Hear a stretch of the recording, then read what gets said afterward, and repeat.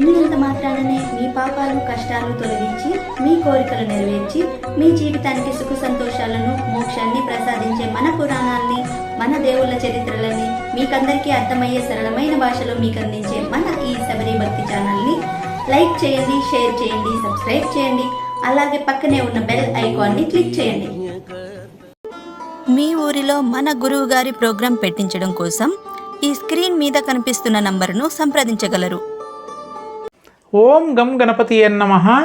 మహాగణపతి పురాణం 8వ భాగానికి స్వాగతం, సుస్వాగతం. పరమేశ్వరుడు పార్వతీ అమ్మవారి గర్భములో వీర్యాన్ని స్ఖలించి ఆమెకు సంతానాన్ని ప్రసాదించేటువంటి సందర్భములో దేవతలంతా కూడా పరమేశ్వరుణ్ణి ప్రార్థించారు. ఎప్పుడైతే పరమేశ్వరుణ్ణి ప్రార్థించారో పరమేశ్వరుడు ఒక యజ్ఞహోమములో ప్రత్యక్షమయ్యాడు.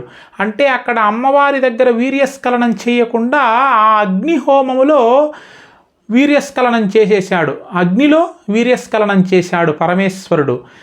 ఆ అగ్నిలోకి ఆ వీర్యమంతా కూడా వెళ్ళిందన్నమాట. తర్వాత ఏమి జరిగిందయ్యా అంటే మరొక చోట 7 ఋషులు యాగం చేస్తూ ఉన్నారు.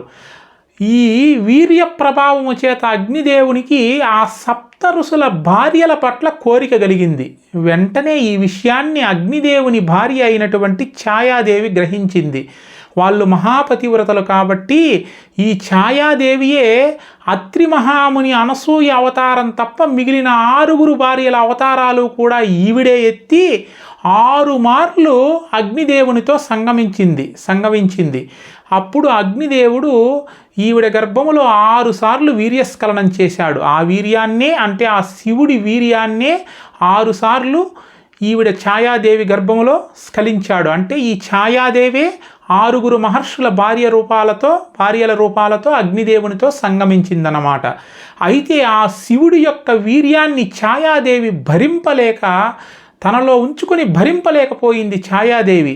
వెంటనే గంగానదికి పోయి గంగలో స్నానము చేసి ఆ వీర్యాన్ని అక్కడ విసర్జించి వెళ్ళిపోయింది.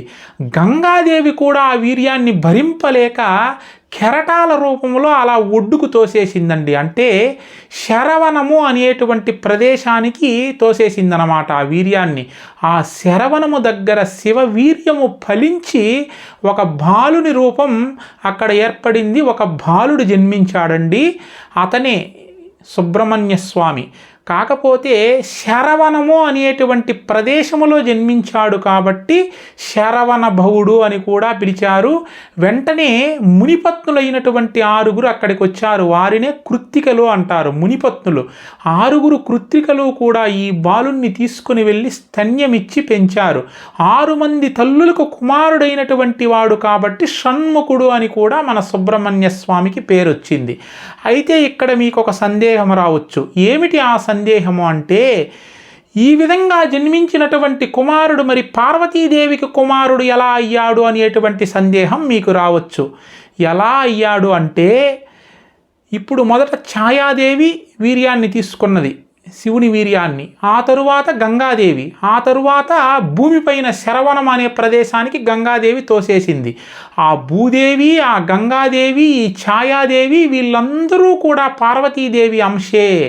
కాబట్టి వీరి ద్వారా పుట్టినటువంటి కుమారుడు కూడా పార్వతీదేవి కుమారుడుగానే కీర్తించబడ్డాడు. వీళ్ళంతా కూడా పార్వతీదేవి అంశే కాబట్టే సుబ్రహ్మణ్య స్వామి పార్వతీదేవి కుమారుడుగా కీర్తించబడ్డాడనమాట. అంటే పరమేశ్వరుడు ఇలా ఎందుకు చేశాడంటే, ఈ యావత్ సకల చరాచర సృష్టి అంతా కూడా పార్వతీదేవి గర్భము నుంచే వచ్చింది అని చెప్పి లోకానికి తెలియజెప్పడానికే పరమేశ్వరుడు ఈ విధంగా చేశాడనమాట. ఈ విధంగా సుబ్రహ్మణ్య స్వామి జననం జరిగింది. సుబ్రహ్మణ్య స్వామి జన్మించినటువంటి తరువాత ఆ దుర్మార్గుడైనటువంటి ఆ తారకాసురుణ్ణి కూడా సంహరించడం జరిగింది. అంటే ఆ తారకాసురుడు ఒక వరాన్ని కోరుకున్నాడు కదండి. శివుని వీర్యం వలన జన్మించినటువంటి కుమారుని చేతిలో మాత్రమే నాకు మరణం ఉండాలి అని చెప్పి తారకాసురుడు కోరుకున్నాడు. కాబట్టి ఆ శివ వీర్యం వలననే సుబ్రహ్మణ్య స్వామి జన్మించాడు. కాబట్టి సుబ్రహ్మణ్య స్వామి ఆ దుర్మార్గుడైనటువంటి తారకాసురుణ్ణి సంహరించాడు. అంటే అప్పట్లో తారకాసురుడు ఈ వరం ఎందుకు కోరుకున్నాడు అంటే, ఆ దక్షుని యొక్క యజ్ఞములో పార్వతీ అమ్మవారు ఆహుతైపోయింది. అంటే తన తండ్రి పిలవకున్న యజ్ఞానికి వెళ్ళింది, అక్కడ శివుణ్ణి అవమానించాడు కాబట్టి ఆ కోపముతో తమ వేలితో కాలి వేలితో అగ్ని రాజేసి అగ్నిలో దగ్ధమైపోయింది పార్వతీ అమ్మవారు. ఇంకా శివుడికి భార్యే లేదు కదా, శివునికి ఇంకా కుమారుడు ఎలా జన్మిస్తాడులే, ఈ విధంగా వరం కోరుకుంటే నాకు మరణం ఉండదు అనేటువంటి దురుద్దేశంతో ఆ తారకాసురుడి వరాన్ని కోరుకున్నాడు. కానీ మరలా తిరిగి అమ్మవారు హిమవంతునికి కుమార్తెగా పుట్టింది, శివుణ్ణి వివాహము చేసుకున్నది. ఈ శివవీర్యములో నుంచే చక్కగా సుబ్రహ్మణ్య స్వామి జన్మించాడు, తారకాసురుణ్ణి సంహరించాడు. ఇదన్నమాట భక్త మహాశీలారా. మహాగణపతి పురాణం 8వ భాగం సమాప్తం. ఓం గం గణపతియే నమః.